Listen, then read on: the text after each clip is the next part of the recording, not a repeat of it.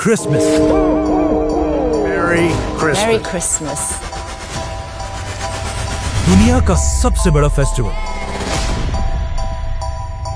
ये इतना बड़ा फेस्टिवल है कि मुसलमानों की ईदें जितना पैसा 10 साल में बनाती हैं, उससे भी ज्यादा पैसा क्रिसमस के सिर्फ 1 साल में बनता है। लेकिन आखिर ये क्रिसमस मनाया क्यों जाता है? क्योंकि आज दुनिया के सबसे बड़े रिलीजन क्रिश्चियनिटी का ये मानना है कि इसी दिन, क्रिसमस के दिन, जीसस ईसा अलैहिस्सलाम पैदा हुए थे। लेकिन अब क्वेश्चन ये है कि अगर यही दिन 25 दिसंबर ईसा अलैहिस्सलाम की बर्थडे है, तो फिर मुसलमान इसे क्यों नहीं मनाते? क्योंकि यहाँ पर एक बहुत बड़ी कंफ्यूजन है। आज से 2000 साल पहले ईसा अलैहिस्सलाम फलस्तीन के एक छोटे से शहर में एक मिरेकल से पैदा हुए। ये वो जमाना था जब फलस्तीन में तो यहूदी आबाद थे ही, लेकिन यहाँ पर यहूदियों की हुकूमत नहीं थी। हुकूमत उस वक्त की एक बहुत बड़ी सुपर पावर रोमन एम्पायर की थी।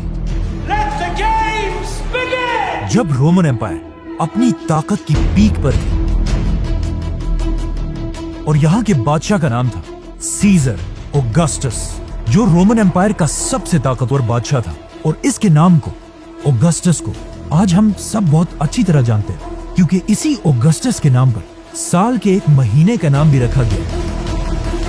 जैसे ही ऑगस्टस अपनी ताकत की पीक पर पहुंचा, उसने वही गलती की जो हमेशा हर बादशाह इस पोजीशन पर पहुंचकर करता है।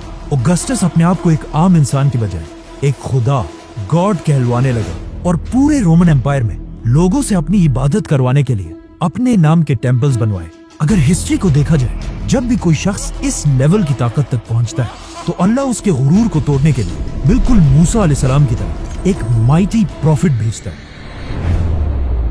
तो इसी सीजर ऑगस्टस के दौर में ईसा अलैहिस्सलाम पैदा हुआ। ईसा अलैहिस्सलाम भी यहीं पर रोमन एम्पायर के अंडर फलस्तीन में यहूदियों के साथ बड़े हुए। लेकिन ईसा अलैहिस्सलाम बचपन से अपनी एज के बाकी सारे नॉर्मल बच्चों से बहुत ही डिफरेंट थे, क्योंकि बचपन में एक बार ईसा अलैहिस्सलाम अपनी माँ मरियम के साथ एक बाजार में घूमते घूमते कहीं गायब हो गए और काफी ढूंढने के बाद भी वो पूरे बाजार में कहीं नहीं मिले।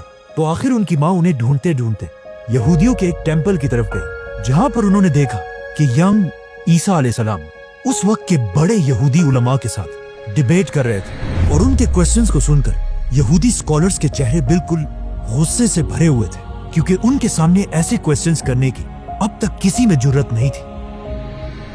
इसी तरह ईसा अलैहिस्सलाम फलस्तीन में बड़े होते गए और आगे जाकर उन्हें अल्लाह की तरफ से एक बहुत ही यूनिक पावर मिली, जिसमें वो किसी भी बीमार शख्स को सिर्फ एक उंगली के टच से बिल्कुल ठीक कर देते थे। और अपनी इस पावर को यूज करके ईसा अलैहिस्सलाम गरीब लोगों की मदद करने लगे। और जैसे जैसे लोगों को ईसा अलैहिस्सलाम की इस ताकत का पता चला, तो वो दूर दूर से ईसा अलैहिस्सलाम के पास आने लगे।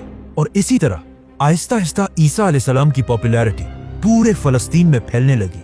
आखिर ईसा अलैहिस्सलाम इतने फेमस हो गए कि वो जिस भी शहर की तरफ जाते थे, वहां के सारे लोग उन्हें वेलकम करने के लिए उस शहर से बाहर निकल आते थे। और ईसा अलैहिस्सलाम अपनी पावर से उन सब की बीमारियां दूर कर देते थे। यहां तक तो सब बिल्कुल ठीक था, लेकिन आहिस्ता आहिस्ता ईसा अलैहिस्सलाम अपने फॉलोअर्स को बिठाकर उनके सामने स्पीचेस करने लगे। और इन स्पीचेस में वो बार बार लोगों को ये समझाने लगे कि आज हमारे इस रिलीजन को सिर्फ और सिर्फ इन यहूदी स्कॉलर्स ने तबाह किया, जो अपने टेम्पल्स में बैठकर सिर्फ गरीब लोगों से चंदा जमा करते हैं। और सिर्फ कुछ पैसों के लिए यही स्कॉलर्स तौरात की आयत को चेंज करके अपनी मर्जी के फैसले लिखते हैं। और हर स्पीच में बार बार ईसा अलैहिस्सलाम यहूदी स्कॉलर्स को मुनाफिक कहकर पुकारने लगे। ये सब सुनने के बाद यहूदी अवाम तो ईसा अलैहिस्सलाम की इन बातों से बहुत इंस्पायर होते थे, लेकिन ईसा अलैहिस्सलाम की इन बातों से यहूदी स्कॉलर्स के धंधे खराब होने लगे, जिसकी वजह से यहूदी उलमा के दिलों में ईसा अलैहिस्सलाम के लिए सख्त नफरत पैदा हुई। और वो ये प्लानिंग करने लगे कि किसी तरह ईसा अलैहिस्सलाम को मारकर उनसे अपनी जान छुड़ा दे। लेकिन सुपर पावर रोमन एम्पायर की हुकूमत में ऐसा करना इम्पॉसिबल था। लेकिन ये सब भी बहुत जल्द बदलने वाला था, क्योंकि आहिस्ता आहिस्ता ईसा अलैहिस्सलाम फलस्तीन में इतने फेमस हो चुके थे कि वो फलस्तीन में जहां भी जाते थे, हजारों लोगों का क्राउड उन्हें देखने के लिए जमा हो जाता था। आखिर एक दिन ईसा अलैहिस्सलाम फलस्तीन के कैपिटल जेरूसलम की तरफ गए। जब लोगों को इस बात का पता चला, तो हजारों लोग उनको वेलकम करने के लिए सिटी से बाहर निकल आए और उनकी सवारी के सामने खजूर के दरख्त की शाखें फेंकने लगे, जो उस जमाने में हाईएस्ट रिस्पेक्ट दिखाने का एक तरीका था। रोमन एम्पायर के जनरल्स ये सब देखकर हैरान हो गए कि आखिर ये कौन आ रहा है जिसे लोग बिल्कुल एक बादशाह की तरह रिस्पेक्ट दे रहे हैं। नाउ ईसा अलैहिस्सलाम की ताकत को देखकर रोमन एम्पायर के जनरल्स उनसे डरने लगे और यहूदी उलमा तो उनसे पहले ही नफरत करते थे। तो अब ये दोनों मिलकर ईसा अलैहिस्सलाम को मारने की साजिश करने लगे, जिसके बाद ईसा अलैहिस्सलाम ने अपने सबसे क्लोज 11 या 12 फॉलोअर्स के साथ अपना आखिरी डिनर किया और फिर अल्लाह ने उन्हें आसमान की तरफ उठा लिया। लेकिन क्रिश्चियंस का मानना है कि इसके बाद उन्हें मार दिया गया। अब ईसा अलैहिस्सलाम तो दुनिया से चले गए, लेकिन यहाँ फलस्तीन में उनके 11 फॉलोअर्स ने फैसला किया कि वो ईसा अलैहिस्सलाम की टीचिंग्स को पूरी दुनिया तक पहुंचाएंगे। तो सबसे पहले इन फॉलोअर्स ने यहूदियों को कन्विंस करने की कोशिश की, लेकिन ऑफ कोर्स यहूदियों ने ईसा को नहीं माना, तो इनको क्या मानेंगे। तो ये फॉलोअर्स यहूदियों को छोड़कर दुनिया के बाकी लोगों तक ईसा अलैहिस्सलाम का मैसेज पहुंचाने लगे और यहूदियों के बिल्कुल ऑपोजिट बाकी दुनिया में क्रिश्चियनिटी बहुत तेजी से फैलने लगी। और इन्हीं नए फॉलोअर्स में से एक का नाम सेंट पॉल था।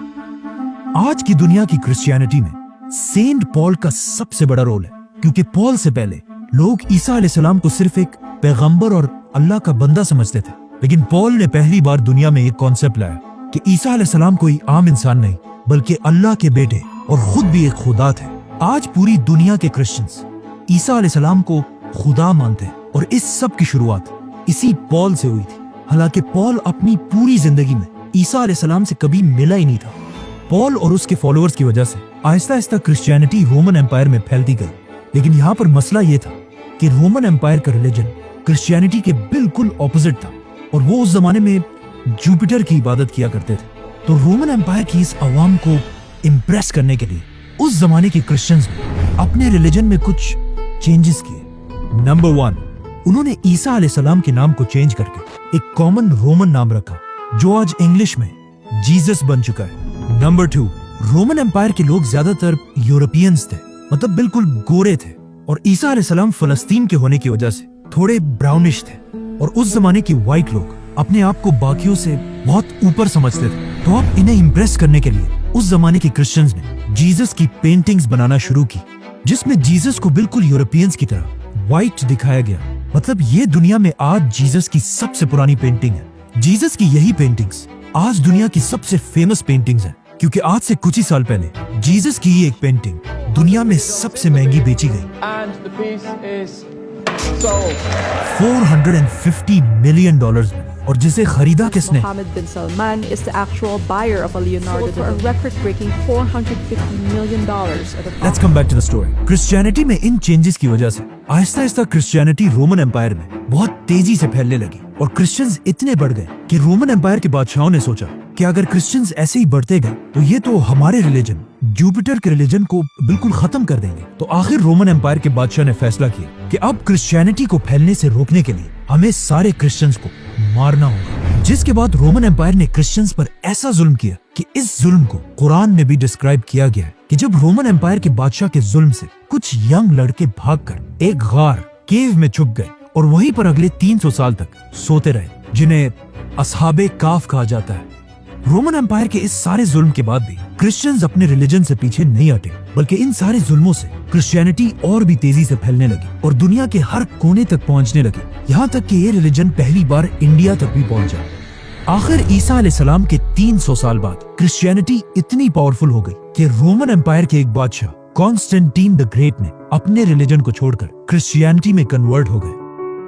तो अब जब बादशाह ही क्रिश्चियन बन गया तो रोमन एम्पायर के सारे हालात बिल्कुल बदल गए और अब तक जो जुल्म क्रिश्चियंस पर किया जाता था उससे भी ज्यादा जुल्म जुपिटर के रिलीजन के फॉलोअर्स पर किया जाने लगा, क्योंकि उस जमाने का रूल था कि जो रिलीजन बादशाह का होगा वही पब्लिक का भी होगा। तो अब रोमन एम्पायर अपने पुराने रिलीजन को जबरदस्ती दुनिया से खत्म करने लगे, लेकिन ये भी कोई आसान काम नहीं था, क्योंकि जुपिटर को मानने वाले भी इतनी आसानी से अपना रिलीजन छोड़ने वाले नहीं थे। तो अब यहाँ पर अगेन रोमन एम्पायर ने क्रिश्चियनिटी को दोबारा बदलने की कोशिश की और अपने पुराने और नए रिलीजन को एक दूसरे के साथ मिक्स करने लगे, और यहीं से पहली बार क्रिसमस का कॉन्सेप्ट आया। जैसे कि रोमन एम्पायर के रिलीजन में हर साल दिसंबर में अपना सबसे बड़ा फेस्टिवल सैटर्नेलिया मनाते थे, जिसमें वो अपने खुदा सैटर्न की इबादत करते थे। और उनके इस फेस्टिवल में एक चीज सबसे इंपॉर्टेंट थी, पाइन ट्रीज, क्योंकि दिसंबर में यूरोप की सर्दी की वजह से सारे दरख्त बिल्कुल सूख जाते थे और सिर्फ पाइन ट्री अपनी जगह पर मजबूती से खड़ी रहती थी,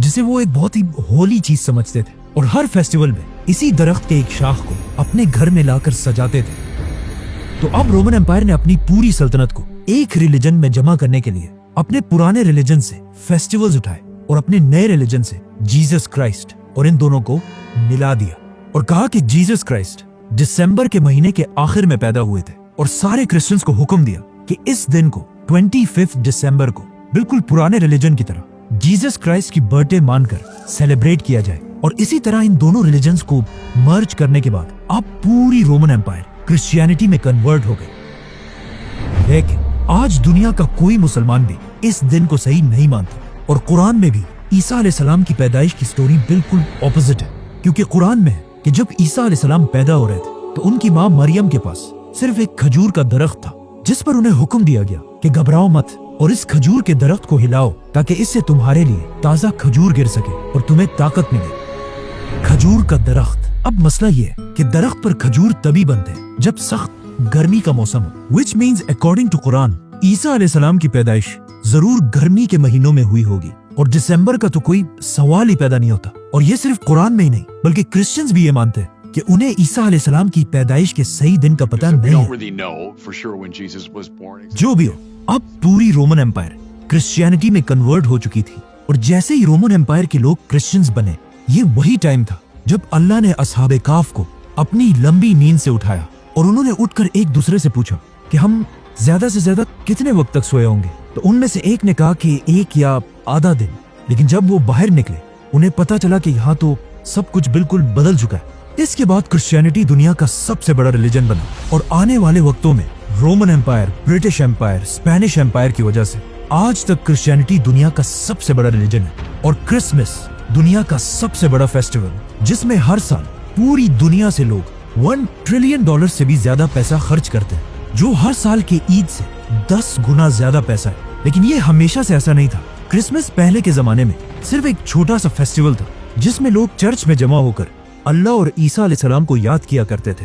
लेकिन आहिस्ता आहिस्ता लोग इस सब से बोर होने लगे, तो अब लोगों को दोबारा क्रिसमस की तरफ अट्रैक्ट करने के लिए कुछ लोगों ने क्रिसमस के इस फेस्टिवल में नई चीजें ऐड की, जैसे कि म्यूजिक, गाना, शराब। और क्रिसमस के इस फेस्टिवल में जो सबसे बड़ा एडिशन किया गया वो था सेंटा क्लॉज,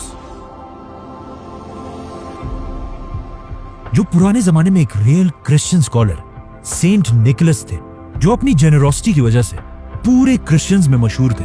आज से 150 साल पहले जब पहली बार सेंटा क्लॉज को इंट्रोड्यूस कराया गया तो वो ज्यादातर ग्रीन या ब्लू कपड़े पहनकर बच्चों को गिफ्ट्स दिया करते थे। लेकिन ऐसा ऐसा कोका कोला सेंटा क्लॉज को अपने एड्स में यूज करने लगा और इसके कपड़ों को ग्रीन कलर से बदलकर बिल्कुल अपने बॉटल्स की तरह रेड और व्हाइट बना दिया। आज क्रिसमस पूरी दुनिया का सबसे बड़ा फेस्टिवल, जो सिर्फ क्रिश्चियन कंट्रीज में नहीं बल्कि चाइना और इंडिया जैसी बड़ी कंट्रीज में भी मनाया जाता है, जिसकी वजह से क्रिसमस के फेस्टिवल में पूरी दुनिया से $1 ट्रिलियन से भी ज्यादा का बिजनेस होता है।